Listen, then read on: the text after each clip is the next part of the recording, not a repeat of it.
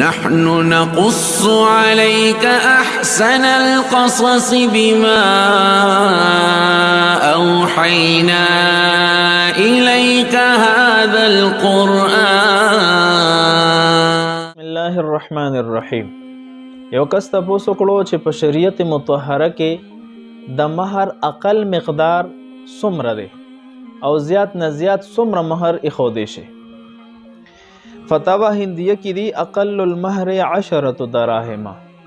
د مہر اقل مقدار د غونډو نه کم مہر هغه 10 دراهم دی.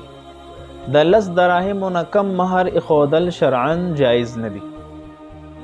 د 10 دراهم مقدار نن سبا دور کې د چاندې په اعتبار سره هغه 35 ګرام چاندي جوړیږي.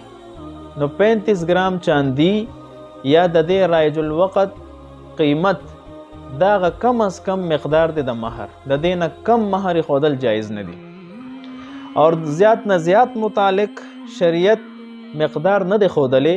څومره چې مہر زیات خودل شي د خپل وس مطابق د خپل حیثیت مطابق نو دا جایز دی. البته په مہر کې دا یو اصول دی چې نه به دومره کم مہر دی چې د جینې د کور والو یا د جینې بې عزتي پکې وکړي شي او نه دومره زیات چې هغه د الګ د حیثیت نه زیات وي چې بیا هغه د مہر ادایګۍ دپاره مزید قرضونه کوي. نو د دواړو جانبو رعایت به دې کې ضروري دی.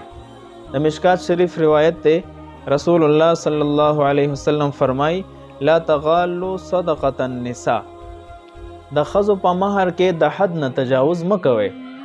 یعنی الګ به د خپل حیثیت مطابق څومره چې هغه په اسانۍ سره ادا کولی شي اکمره مہر بیږدي.